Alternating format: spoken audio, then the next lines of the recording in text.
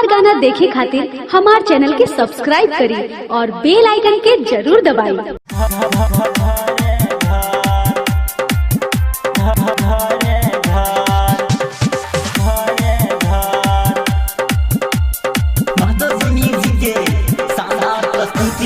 झिझिया खेला चल गे सखिया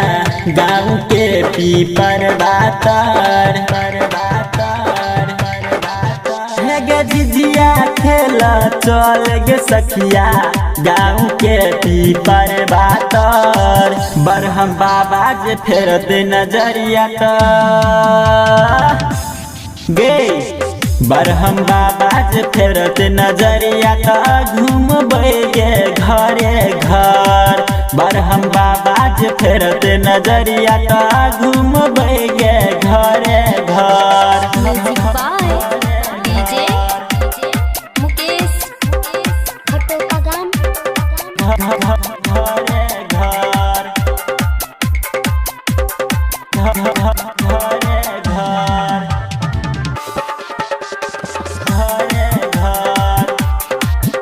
हाँ पहिले जेबै गाम के पोखरी पर गाम के पोखरी हाँ तब जेबै सुन गे सखिया मुखिया जी के घर पर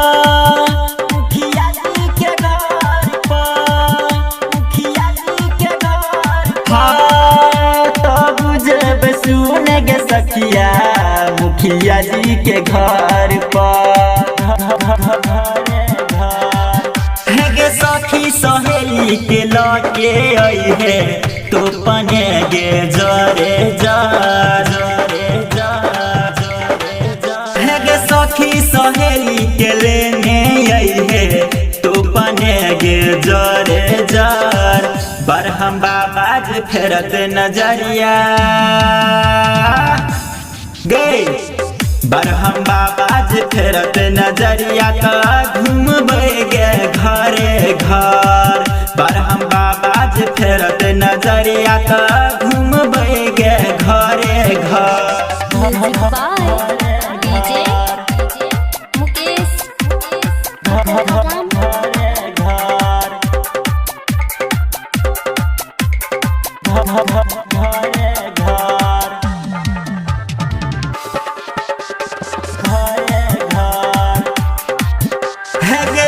मैरो ने जाय छडैनिया जोगे पेट खाऊकी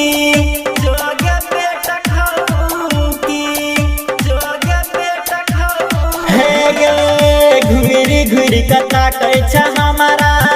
झिझिया पागल टाकी